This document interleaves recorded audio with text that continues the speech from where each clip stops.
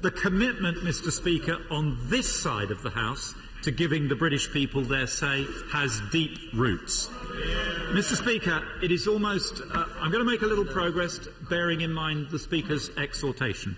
Mr. Speaker, it is almost 4 decades ago to the day that I and millions of others in Britain cast my vote in favour of our membership of the European communities.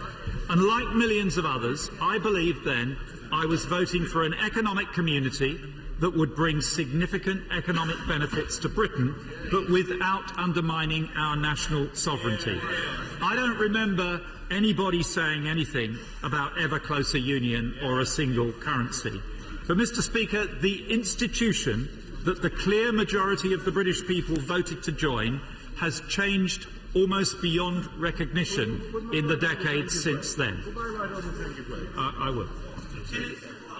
I must say there must have been some strange juxtapositions in the campaign held in the 1970s in which I took a very active part.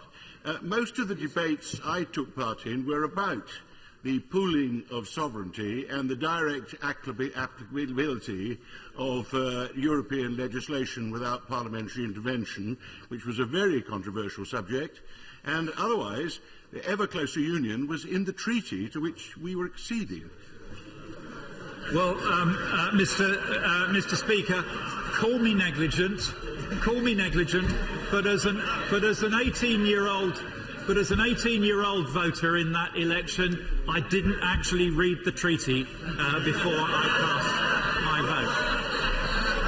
vote. Mr. Speaker, treaty after treaty, the Single European Act, Maastricht, Amsterdam, Nice and Lisbon, individually and collectively, have added hugely to the European Union's powers, often in areas that would have been unthinkable in 1975. And that change has eroded the democratic mandate for our membership to the point where it is wafer thin and demands to be renewed.